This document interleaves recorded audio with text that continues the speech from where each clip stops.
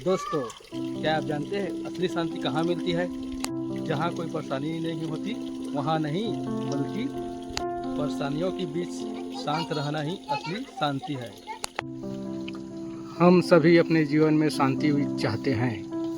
हम सीखते हैं कि जब हमारी सारी परेशानियाँ खत्म हो जाएगी तब हमें सुकून मिलेगा। लेकिन दोस्तों, जीवन में परेशानी कभी पूरी तरह खत्म नहीं होती। कभी मुश्किल समय आता है, कभी तनाव आता है,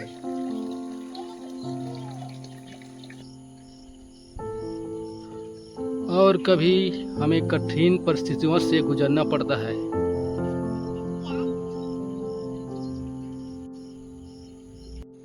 एक कहानी में राजा ने शांति को दर्शाने वाली तस्वीर चुनी थी। एक तस्वीर में शांत झील थी और दूसरी तस्वीर में तूफान, बारिश और तेज हवाएं थी।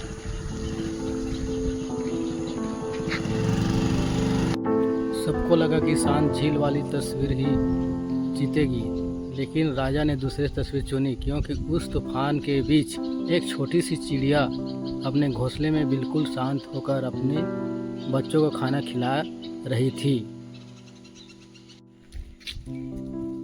राजा ने कहा, शांत होने का मतलब यह नहीं कि हमारे जीवन में कोई समस्या ही न हो।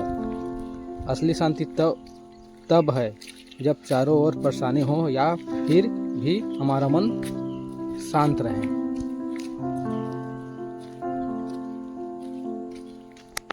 इसलिए दोस्तों, परिस्थितियों के कैसे भी हो, अपना धैर्य मत खोइए, अपने काम पर ध्यान दीजिए और अपने लक्ष्य की तरफ आगे बढ़ते रहिए। याद रखिए, असली शांति बाहर नहीं, हमारे मन के अंदर है। वीडियो अच्छा लगे तो लाइक और फॉलो जरूर करें।